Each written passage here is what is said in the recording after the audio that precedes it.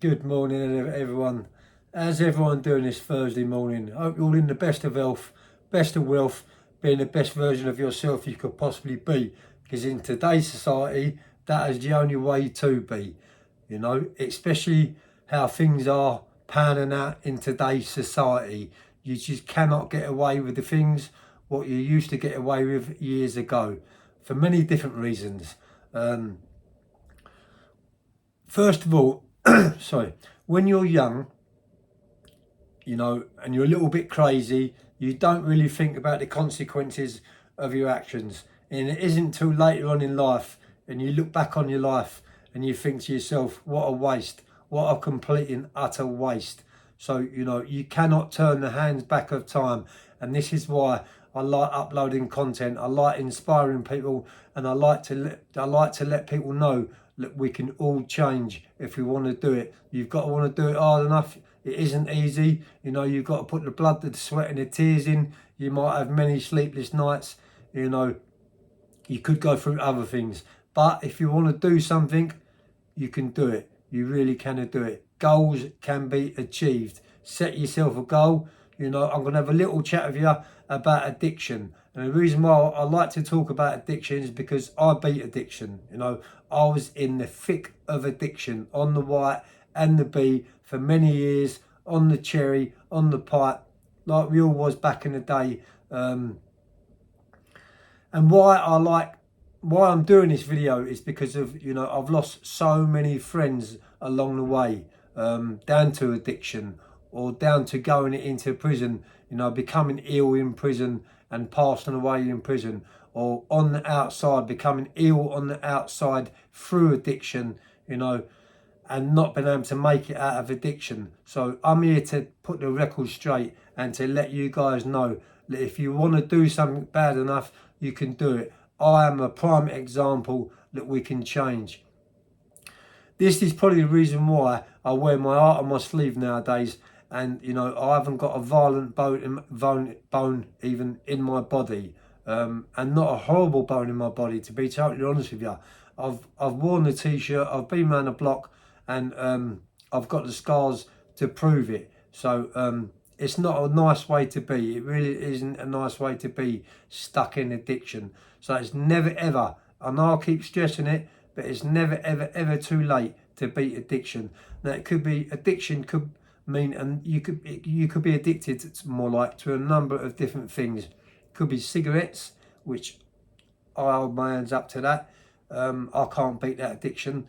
It could be alcohol, it could be drugs, it could be gambling. There's so many different types of addiction. You've got to break the cycle of addiction. As I said, it's not easy, but it is definitely 100% doable. If I could turn back the hands of time and start my life from all over again, I certainly wouldn't choose the path what I went on for most of my life. I can promise you that. So for any youngsters watching this video thinking that committing crimes and taking drugs is good, it's glamorous, I'm here to tell you, listen, utter mugs game, and it all ends in tears. You're going to end up in jail. Once you're sat in jail doing bird, there's no one on the outside can help you. Despite how much money you've got, despite how much clout you've got, once you're behind that door, that's it.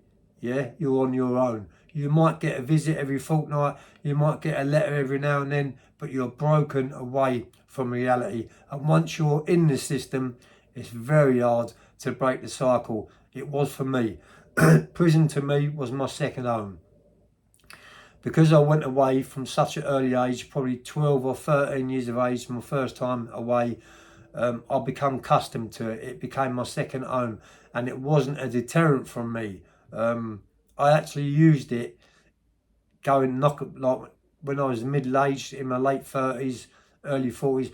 I actually used prison as a rehabilitation centre.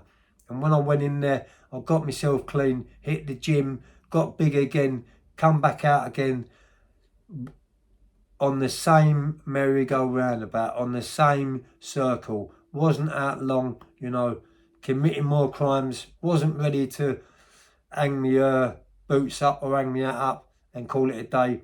It just went on and on and on. And to be totally honest with you, I feel so grateful that I'm here to tell you these tales.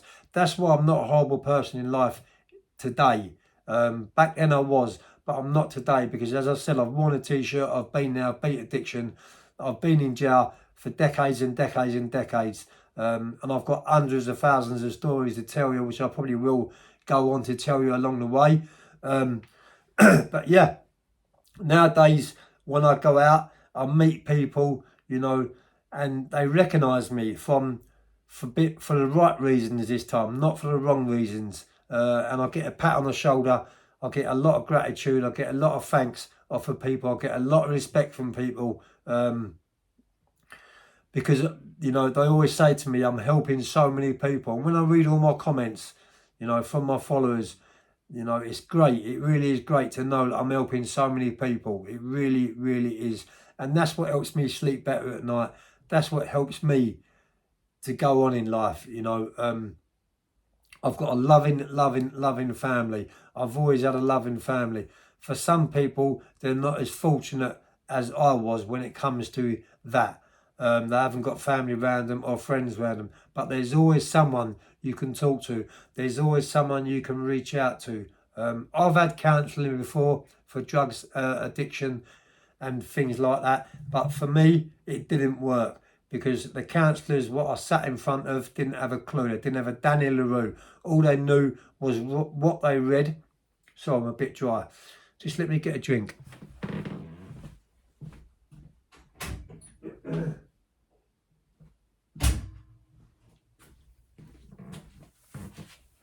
I'm on the coke these days.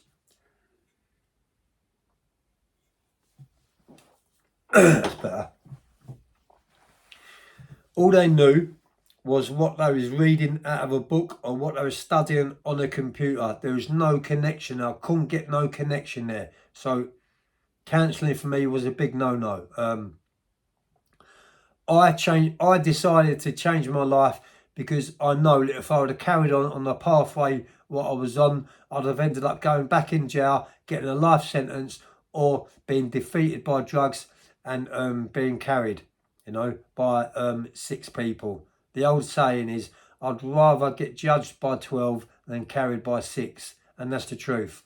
But yeah, if I would have carried on in my life, the old lifestyle which I led, you know, I wouldn't be here telling you these tales today. So I'm a prime example that you can change. I know I keep talking about this, and I know I keep repeating this. I'm aware of this, but I just want to get this across to people, yeah?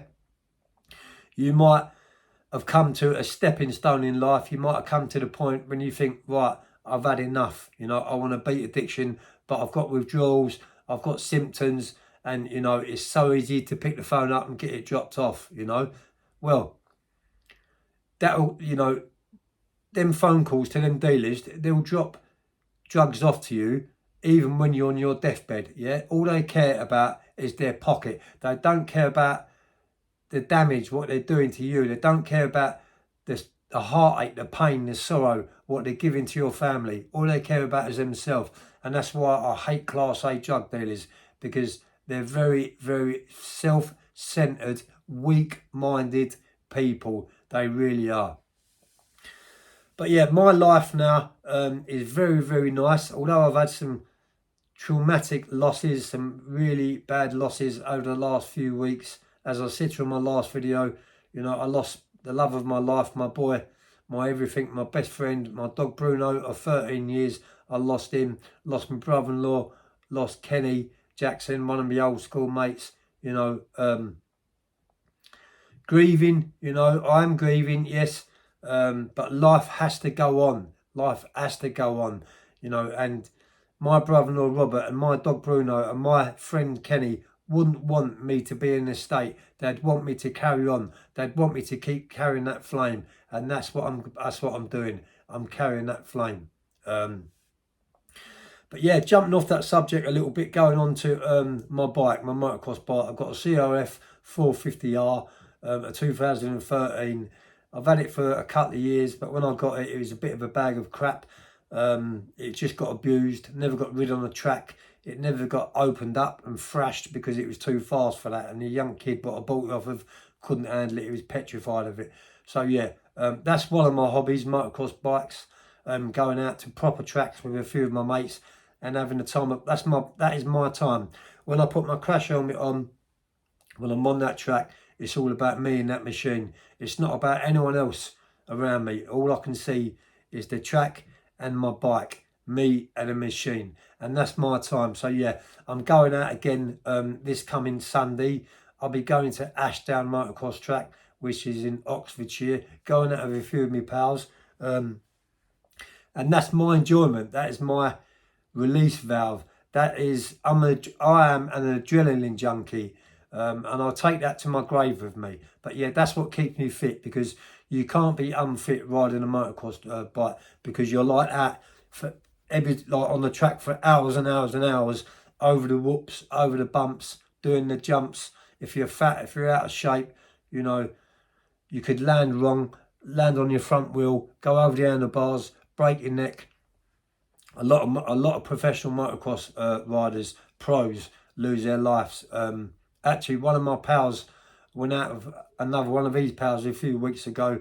They went up to Wales and they was doing the hill climbs, which I'm not too keen on myself. I like the enduro side of it more than the motocross side of it. I like to go out and adventure on bikes, you know. Some can call it, you know, I want to get into green laning, by the way. But there's a loophole in that which I need to go into. But yeah, my pal went out of his power doing his hill climb, fell off of his bike. The back wheel was still spinning round. The bike was at full throttle, and he got his hand caught in the back wheel, and nearly took his thumb off of.